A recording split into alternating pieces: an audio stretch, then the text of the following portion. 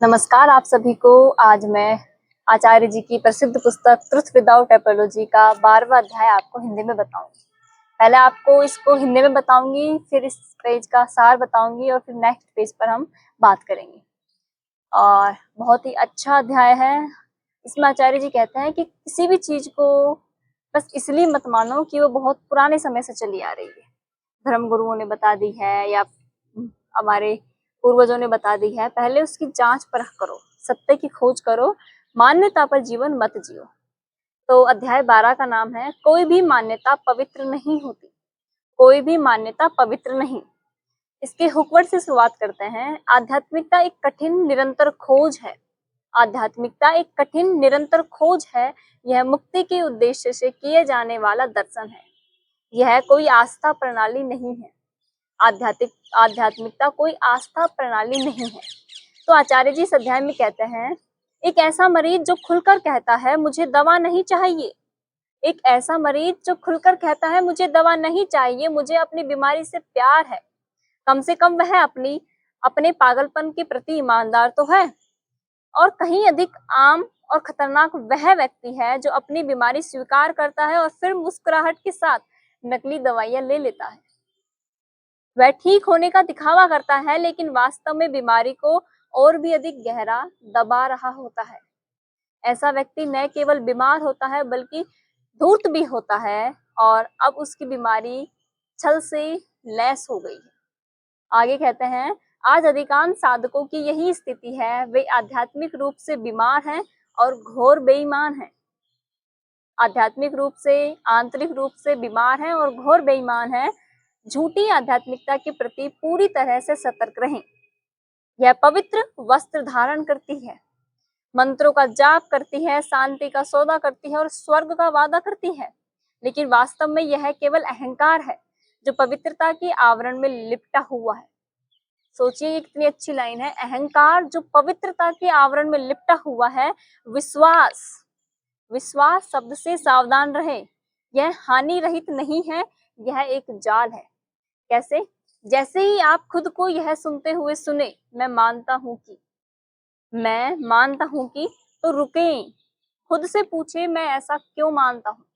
मैं ऐसा क्यों मानता हूं? क्या मैंने इसे देखा है या क्या मैंने इसे डर के मारे अपना लिया है?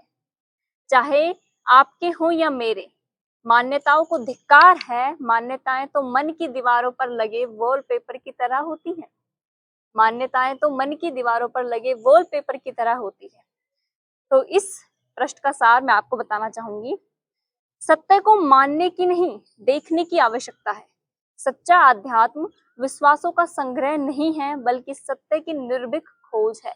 सत्य की निर्भीक खोज है। आचार्य जी कहते हैं, किसी भी विश्वास को केवल इसलिए पवित्र मत मानो, किसी भी विश्वास को केवल इसलिए पवित्र मत मानो क्योंकि यह पुराना है, लोकप्रिय है या धार्मिक है। पुराना है, लोकप्रिय है, धार्मिक है। हर बात को जागरूकता, विवेक और अपने अनुभव की कसौटी पर परखो। सत्य को जानने का मार्ग विश्वास से नहीं बल्कि ईमानदारी, जिज्ञासा और आत्म परीक्षण से खुलता है। आगे आचार्य जी इस अध्याय में कहते हैं, हर किसी को अपने विश्वास रखने का अधिकार है।